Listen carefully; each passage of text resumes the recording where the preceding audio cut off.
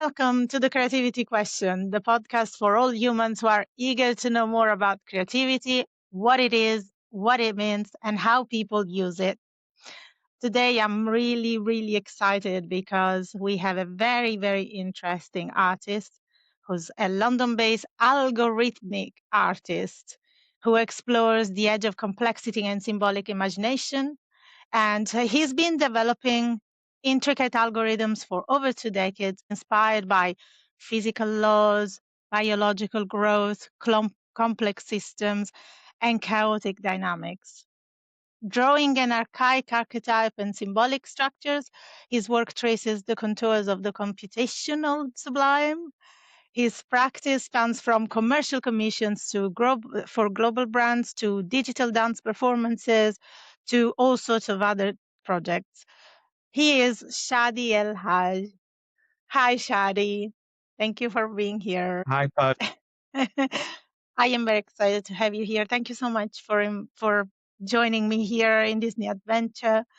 And we spoke before, and you know that the main question that we always start from is one universal question, which is, Shadi, what does creativity mean to you? Okay, yeah, well, that's a great question to start with. Not an easy one. So just to give a little bit of context, I thank you for the great intro, Fabi. But just to give a little bit of context, my practice is centered around creating images with algorithms, basically. And the way I do that is based on natural phenomena. It's based on physics, based on biology, it's based on chaotic processes. I take these processes, these formulas, these equations, and I create images with them. And these images are metaphors. Uh, there's two sides to my practice. There's the commercial side, and there's the artistic side. And in the commercial side, it's metaphors for expressing ideas the client wants to express, like brand values, like whatever kind of message the client wants to transmit, right? And in my personal artistic practice, uh, the images I create are about expressing uh, ancient symbols, ancient archetypes, exploring uh, images that throughout human history have resonated with humans and have created meaning for them. Uh, so whether it's commercial or whether it's artistic, there's always like a starting point, which is how do you express these ideas? How do you express these metaphor with algorithmic images, right? Um, and of course, at the beginning, when I receive the brief or when I have this idea of like, oh, today I'm going to create an image about this symbol or this archetype, I don't really know what to start, where to start. Of course, I've been doing this for a while, so you kind of develop a store of knowledge of what might work. Like, oh, maybe I can use this biological process, or of I don't know, of cellular growth, or this physical representation of gravitational forces, or whatever, to create this metaphor, this image. So you create this store of knowledge, and that is kind of the starting point for the creative process. Like, oh, maybe I've done this before. Maybe I can try this. And then most of the time, it doesn't work. And this is the creative challenge. This is like, okay, I have this kind of intuitive knowledge, and now I need to transform this intuitive knowledge to create something new. Uh, so the spark, I would say, or the creative challenge is looking at a, a creative problem from afresh, saying like, I have this new creative problem.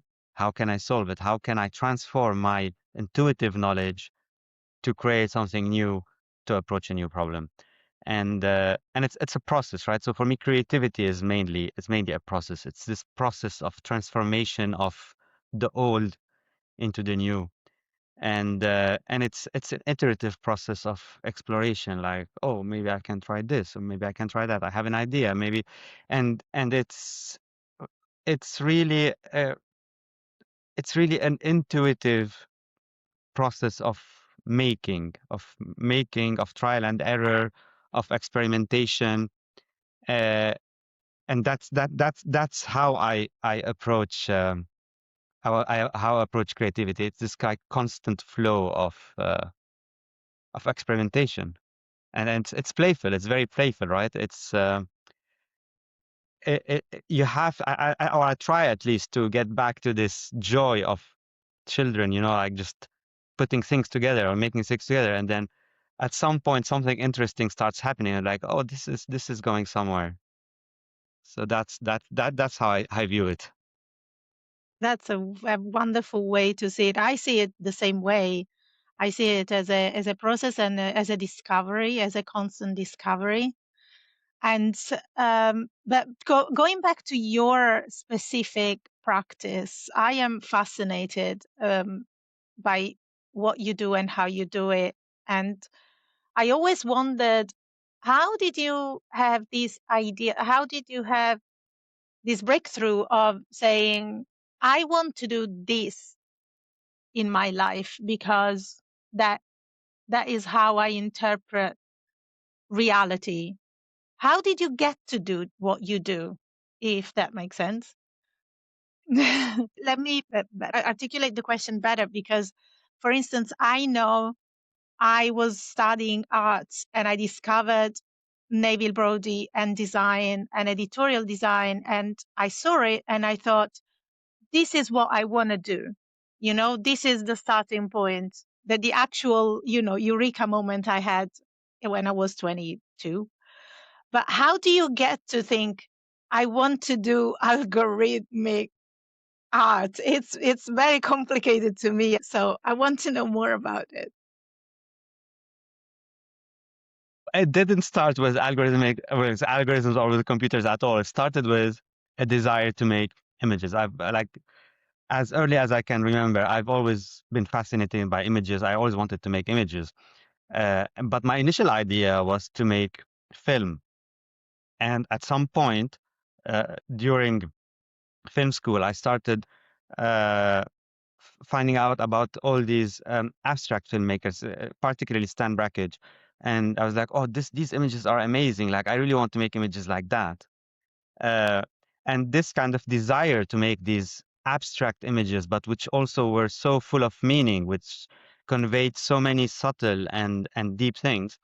I was like, this is what I want to do. Uh, so Stan Brakhage obviously was doing it with a film camera in the 60s. And I thought, well, I know how to use computers. I've been programming since I'm 9, basically. So I can do that. Why why can't I somehow bridge the two things? But you have to put that into context. That was back in, I think, 2000, 2001. So there was no such thing as like the discipline of algorithmic art. It wasn't something that was being taught in schools. There was no, I don't think there was even like Houdini or anything. There was nothing basically. So there were no tools. So I said, okay, maybe I can create my own tools. Maybe I can start just like programming and see if I can make images this way. And then you start interrogating like, okay, I know how to program and I want to make images. How do you bridge the two with algorithms? Which algorithms? And the first thing you look at is nature. So you start looking at natural processes and you have all this background of science which has tried to model reality or model natural processes with mathematics. And so that sounds like a good place to start. And this is how it evolved. Now the funny thing is that when I started doing this, I had no idea like how would this be viable in any way financially. And it turned out to be, which is a very happy accident. It turned out to be a thing, and it turned out to be something that not only exists in the artistic world, but also exists in the commercial world. So, and that was a very serendipitous encounter in a way. That is fantastic, especially for the young learners who are listening, hesitate because they think, oh, maybe, I can't live on this, or maybe this will be something that I am the only person who likes this particular thing. But then actually, if you don't try, you'll never know. And most of the time, I find that people who start with that premise actually become very successful people, because it might sound cheesy, but if you really believe in something, that's actually true. You can make it happen in a way or another. I am a firm believer in that, and I've seen extraordinary people releasing projects that were maybe something very personal, something that they didn't even believe would be of any value, but then it became of value, and then it became something else, and then it grew, and then they ended up doing great things. So I think that this is also what creativity is. Just have an idea and try to get that idea out of your mind in the world and make something out of it. And it's fascinating because each one of us does it in a different way. So that's great. Yeah, Thank you for absolutely. sharing And that. yeah, absolutely. And I mean, to your point, I'm going to say something irresponsible, and parents are going to hate me for it. But if you have an idea that has never been something that has never been done before, that doesn't exist out there, that you think like potentially it's never going to interest anybody, well, probably you have gold in your hands, because originality and this kind of like mad creativity is, I think, the most valuable things today, right? Uh, because mechanical execution has become so devalued, uh, especially like, of course, if you think of AI or things like that, mechanical execution is completely devalued. There is no value anymore in that. What has value is this originality. It is this creativity. It's this way of expressing things in a completely unique and fresh way. Incidentally, this is also why I had the idea of this podcast, because I think that there are some universal values that will stay despite the technology around them. And it's not just me saying it. A lot of more important people than me are saying that um, what AI is doing is probably only highlighting who actually has great ideas and who doesn't. If you are not onto something that is yours, and it can be as weird as it can go, but it's probably a lot more interesting than doing something in a series that 100 million people now can do as well. So I think that that's what creativity is. And that's why I want to talk to you and to other great thinkers and good professionals who have something. It's your ideas, it's your initiative, your way of investigating reality and non realities and see what can happen. And that's what's interesting, because I think also all humans have that. All humans have that potential. And that's what also interests me. Um, can I ask you another question I always do to my guests? Did you have moments of struggle? Do you have moments of struggle, or it's always smooth sailing and you always go, oh, this is, I can do this easy? Mm, I think, I mean, in my case, I think it's a constant struggle. It's a constant struggle because if you It want is. to do something fresh, don't want to reproduce what you've already done. Of course, it's easy to reproduce what you've already done. If you want to do something fresh, and I think this is where satisfaction comes from, this is where joy and pleasure comes from, is from doing something fresh and challenging yourself, then it's a struggle. So it is a constant struggle, and there is no, in my experience, uh, there is no like I can't really remember any like huge like, oh, aha moments. This is no, it's a constant thing. It's not one big aha moment. It's a constant struggle and small ahas of d- it's a process. Typically you start with, you get the brief or you get the idea of oh, I want to do this, and then you work on it like, I don't know, for a week, for 2 weeks, whatever, and it's leading nowhere, and it's so frustrating. It's like, oh, this is not good. This, I'm never going to be able to do this is not working. I've lost it. That's it. And at some point uh, there is like a little spark. It's not like it's suddenly reveals itself. No, there's a tiny little spark. You say, oh, this is starting to get somewhere. This is starting to speak to me. This is starting to hint at something. And then you start pulling the thread, right? And this is the nicest moment, because this is where it kind of slowly comes to life, where this kind of inert matter slowly takes a life of its own. And then sometimes you find out that no, actually that was not it. I have to start again. So there, it's a constant struggle. But that's all the fun about it. That there would be no point doing it without this constant struggle. I agree. I think it's part of the nature of creative work at all levels. You always have that moment where you think, "Oh my God, I chose the wrong career. Why am I doing this? It's too hard. I can't. This is going nowhere." But then there's always also the eureka moment where you think, "Oh, it's sometimes I find, I don't know if you would agree with that. Sometimes I find it's a very small sense of maybe this is starting to work. It's never like, oh my God, I had the whole idea. I figured it out all at once. It's never like that. But you start kind of looking at the problem probably from a different angle. And you think, okay, maybe I can go this other way. I'm looking the wrong way." And then slowly, it gets somewhere. Yeah, it's absolutely like that. Where do you get your ideas, Shadi? Aside from, of course, there are people who give you briefs and you have projects, but when you have an idea, because I know that you also work on your own projects, your own paths, how do you get the ideas? Do you is it always from the same process or everywhere, or I don't know? Tell me.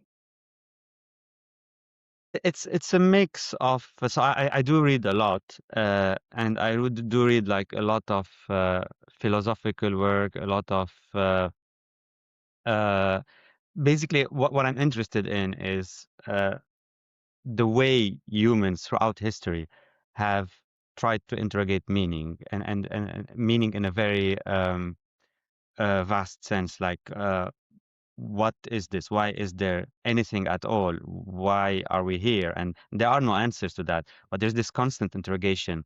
And this interrogation has led to humans generating meaning, creating meaning through symbols, through archetypes, through metaphors, through poetry, right? And I'm interested in this meaning making process, right? And this is where I get these ideas from, like, oh, there is this symbol which represents something which has always fascinated us, and it can be very vast. It can be, for example, the symbol of the tree, right? Of this cosmic tree that stands at the center of the world and that connects earth to heaven, right? This is a very powerful symbol. Um, and how have humans tried to express that throughout the ages? And like, okay, maybe I can give that a go, and I connected to my lived experience, to uh, real trees I have seen, to real emotions, real experience I have felt in a forest, or in presence of a tree, uh, and I connect that with, uh, as I said, natural processes, right? So what is a growth process? How do things grow? Not necessarily trees, but how do living creatures grow? So a tree is a living creature. Maybe I can use the process of growth to represent a tree, and to represent a cosmic tree. This is last year I gave a talk at South by Southwest, and I really tried to develop on this theme of how can these processes and the modelization of these processes through mathematics, through biology, how can they inform expressing and archetypal images, if that Wow, makes sense. that's fascinating.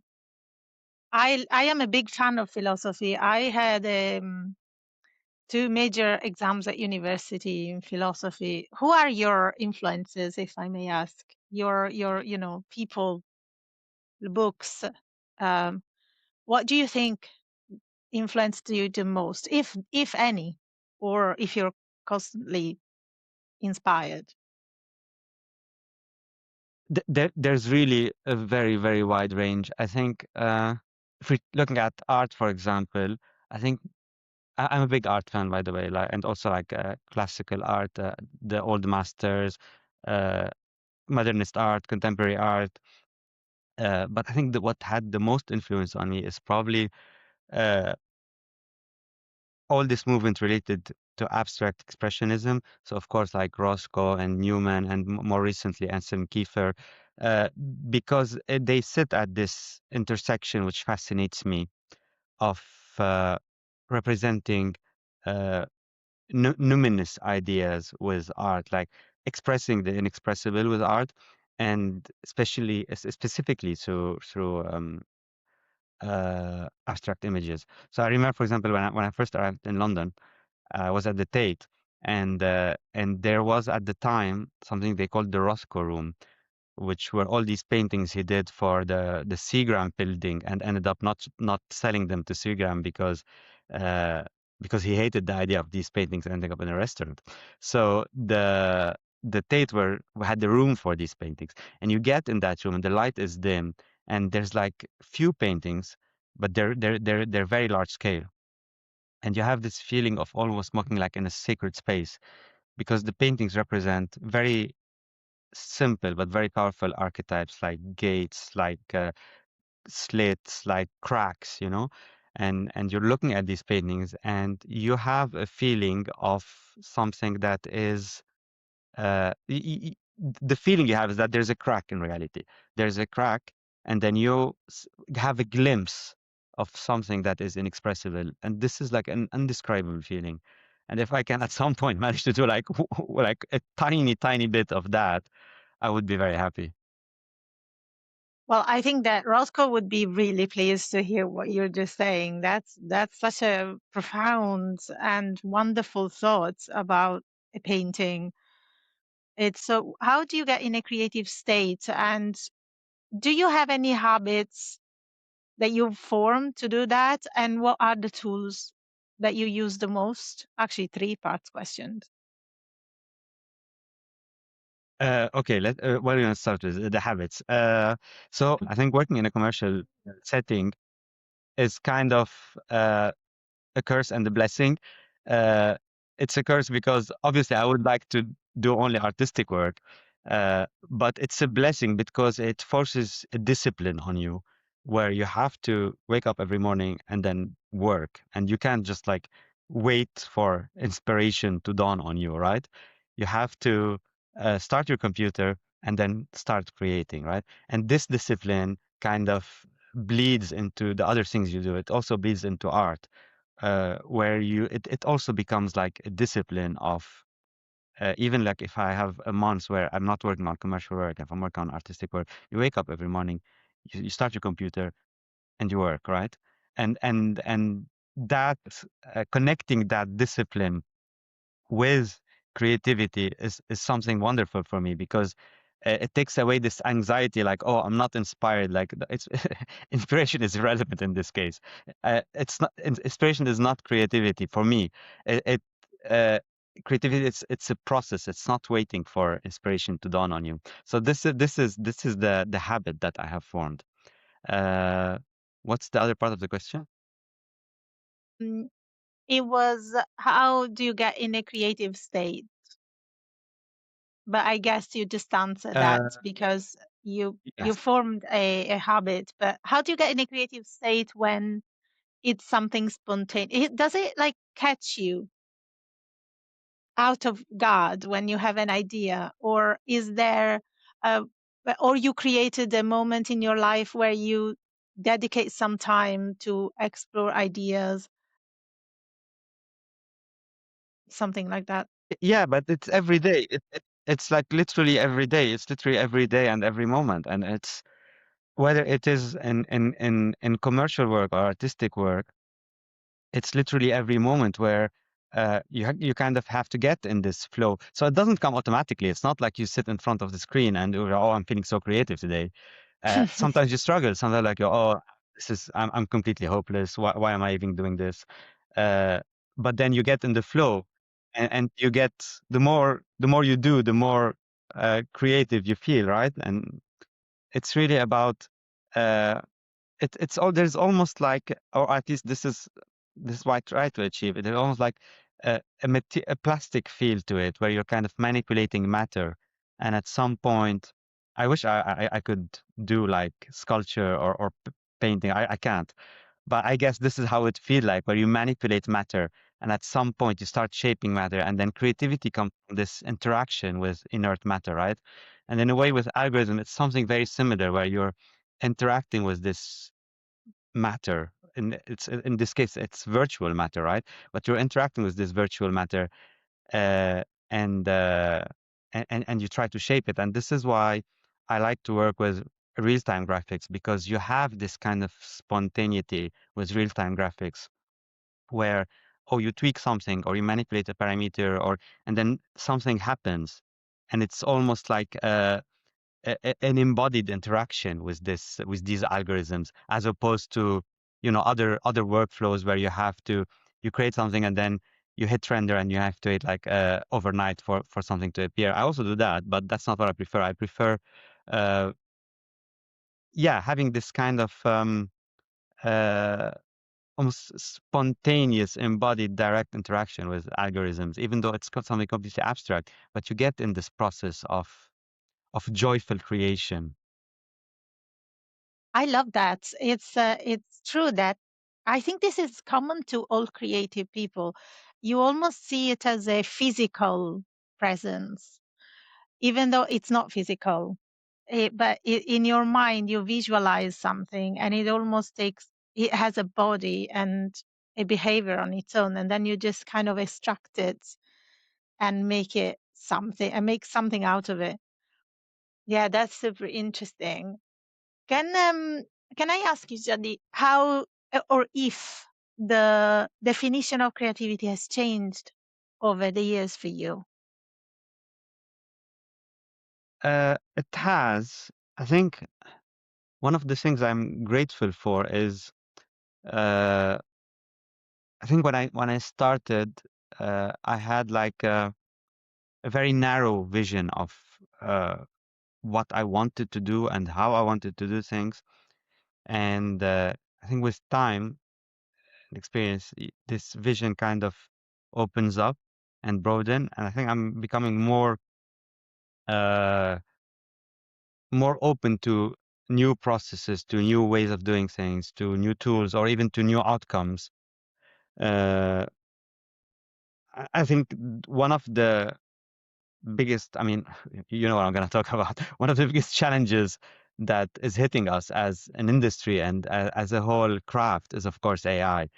And you can view it as a curse, but you can also view it as an opportunity, because it is a challenge. It is a challenge in the sense that we have spent decades perfecting a craft, and then AI can replicate it to a certain extent. So what do we do with that, right? Where do we take it from here? Uh, and this kind of challenges your processes. It challenges the outcomes that people expect. Uh, and For me, it became very clear that I can't just like ignore this. I have to integrate it somehow in my processes. So I've explored, for example, ways of how can I connect my algorithms to AI algorithms? How can I create my own AI pipelines and have my procedural generative pipelines influence AI pipelines, and then the other way around, right? Uh, Because you probably see it as even more so as a process, I guess, than you did before. Before, probably you just saw a job or what can I do with these tools I have. But now I guess you're saying that you see it more as a much bigger challenge, as how do I create my tools? How do I interact with these new tools that are all around me? I guess. I don't want to answer for you. yes. No, yes, yes, yes. And now I remember what I was about to say. Uh, the it challenges the process, and you go from a process where you're basically sitting in front of a screen and you're creating things, and there is an iterative process, but you are the one who's creating and the one which is judging, right? And with AI, it becomes more a kind of a mirror, right? And it becomes not only an iterative process, but also almost a circular process of back and forth and of exploration, and and that also challenges uh, not only your processes, but your approach of creativity. For example, one of the things that I'm exploring is, well, since execution has now become commoditized, how can I also leverage that and work on a different level and maybe delegate the execution even more to algorithms and manipulate creativity at a different level? Yeah, that's very true. And so I was about to ask you, how do you deal with creativity under pressure? But I guess you just answered that. It is under pressure now. We are all under pressure now at the moment with all these new stuff going on around us. That is kind of challenging even the best creatives in the world, because some of them have done, films and I don't know, script writing for 30 years, and now you can do it with just a software. And what is it that we're actually weighing? Are we weighing the idea? Are we weighing the concept? Are we weighing the execution? Is the AI making it better? I don't know. There's no answer. I don't like to answer because I don't think that there's one answer to this. Every creative has a different answer, and I think we will all figure it out together. The last few questions are more about the future. Actually, other people, because I would like to know So, what sorry, your advice would be to young creatives. just let me add one Did you more hear thing me? on regarding like AI Yeah, and this sure, new challenge. I think this is in itself absolutely. a creative challenge, right? And if it's a creative challenge, then we should approach it creatively, right? And this is another way of expressing of our creativity. It's like almost meta creativity. How can we use creativity to solve creative challenges, right? I like that. I So would take it as a challenge. we don't have the choice. We have to take that challenge, right? That's true. Yeah, we don't have much choice. But I have faith. I have faith that I mean I am a massive fan of Brian Collins, of the agency Collins, and he said we just, everyone always panics in this kind of moments in history, and what people should see as the opportunity and just another way, another tool, another way to work, but not just thinking, oh, we're done, we're doomed. There's nothing else we can do. And I just have to go and do another job, because probably there will be a chance to change things and make them even more interesting. I'm sure there will be. Yeah, 100%. And if you look historically at similar challenges, I mean, of course, the first thing that comes to mind is photography, right? And then when photography became mainstream technology, suddenly uh, a certain type of painting became devalued. So hand painting portraits without adding really any creative insight into it became devalued. So this was completely erased. Like you don't hire people anymore to come to your apartment and paint just another portrait of you, right? That doesn't exist anymore. But it opened up so many other avenues, and indirectly it led to the birth of abstract art, because suddenly, like, if mechanical reproduction of the of reality is devalued, what can we do? Well, we can explore maybe uh, expressing reality differently, for example, through abstract art, right? And then later realism came back into fashion, right, with like new realism and all these new realistic schools, right? So it was a challenge, and it had some negative impact, uh, but it also opened up so many unforeseen possibilities, and I think the same is going to happen here. I agree. I agree. And this is why I think it's really important to talk about creativity as a creativity is another archetype, actually. Talking about your specific way of seeing things, creativity is an archetype, isn't it? It's something, I think it's Yeah, universal, and every human being, literally everyone interprets that in a different way. And that's what makes it great. And that's why I think it will never go away. It will just change shape and the way we see it, and we do it. But I don't think it's going to die, because that's what we are. That's literally what human, we're made of that. 100%. And if you look like even like, at prehistory and prehistoric humans, like we have this idea of prehistoric humans like just being like chased by lions and trying to survive by hunting, and there was obviously that was part of their life, but we have evidence of sculptures that were creating tens of thousands years ago, and these sculptures required hours and hundreds of hours of work to make.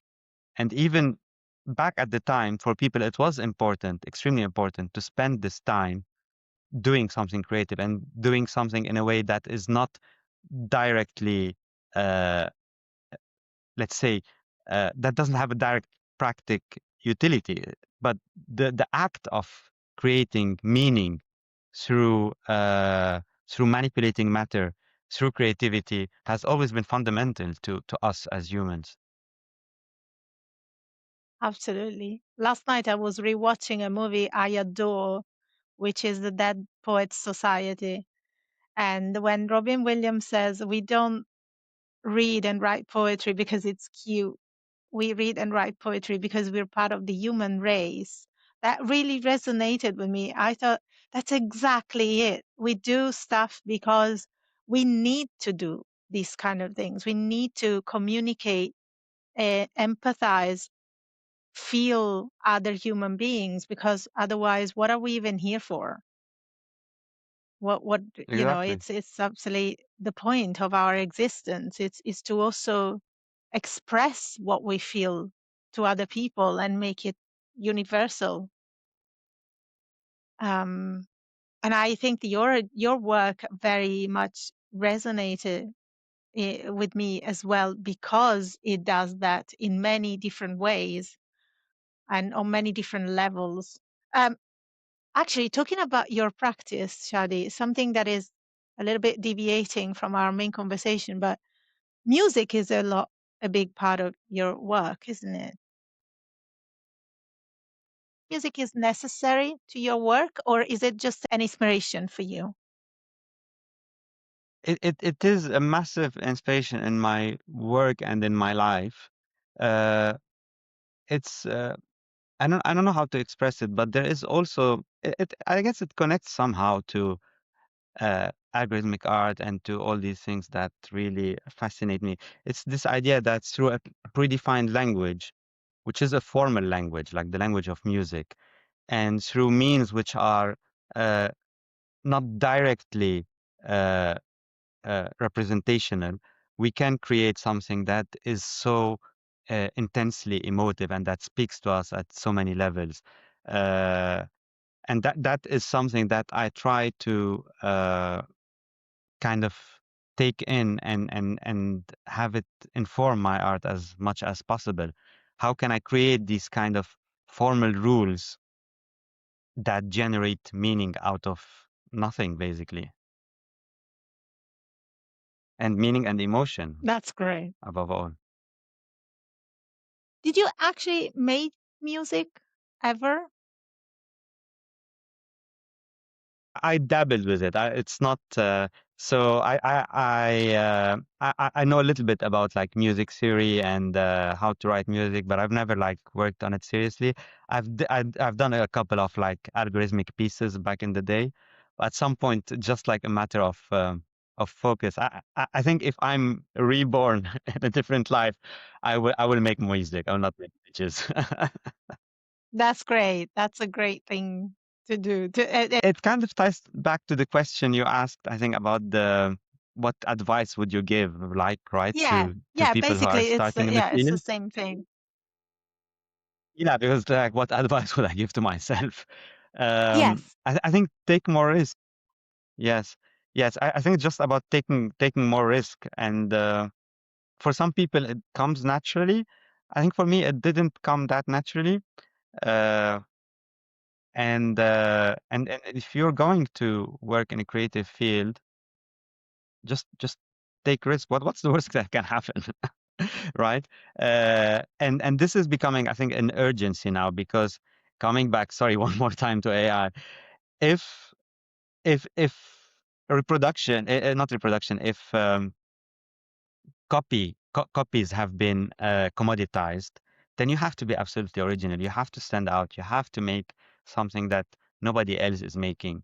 And of course, you take the risk of doing something that uh, doesn't doesn't interest anybody or is not as successful or doesn't resonate with people the way you expect. That's a risk. Yeah, you take that risk. Uh, but the payoff is that you create something that is truly original and truly engaging and fascinating. And the risk of doing something that doesn't interest anybody is much. I- it's much. The worst thing that can happen to you. Sorry, let me rephrase that. The worst thing that happened to you is not doing something that doesn't interest anybody. It's just doing something average and mediocre. That is much worse. So just take the risk. Thank you. I agree. I agree with you. Absolutely, 100%. Well, Shadi, we'll wrap up here. I just wanted to thank you again. It's been such a lovely conversation, and you're just fantastic. Do you want to share with people your work, your website, books, anywhere they can find you, so we can let them discover your wonderful work, please? Thanks. I will say, first of all, thank you very, very much for having me. It's been really a pleasure. It's always a pleasure talking to you, but and it's been a genuine pleasure doing it today. And thank you for creating this because there's not much out there around creativity. Uh, I I remember at some point I was like, maybe I can start looking into what creativity is. And apparently it's a very new field of studies, right? It started in the 60s, not earlier than that. And then people started like kind of to try scientifically understand what creativity is. And I'm by no means an expert, but from what I gathered from my reading on this question is that nobody knows. Nobody knows what it is. And this is why your work is so important because since we cannot yet describe it, or we will maybe not never be able to describe it scientifically, the only way we can access it is through testimony, is through people describing their experience with creativity and explaining how they approach creativity. So that's why your podcast is fantastic. And if you want to know, if you want to look at my work, please do check my website and my Instagram. And if you enjoy it, yeah, follow me on Instagram, and I hope to see you there. Amazing. I am so, so happy. Please, people, go check Shadi El Hajj. If you don't find him, I will put all the information on Instagram as well. But never stop doing what you do, Shadi. And please do something about creativity. That would be absolutely fantastic. I didn't start this as I don't know what I'm doing, basically. I'm taking a risk, like you were saying. I thought it would be really interesting because the most interesting thing I know are people. And creativity and people are my passion. And so absolutely, let's hope that everyone gets involved and we will make a I don't know, a talk show out of this at some point. But anyway, thank you so much. I'll see you soon. And bye bye. Bye. Bye.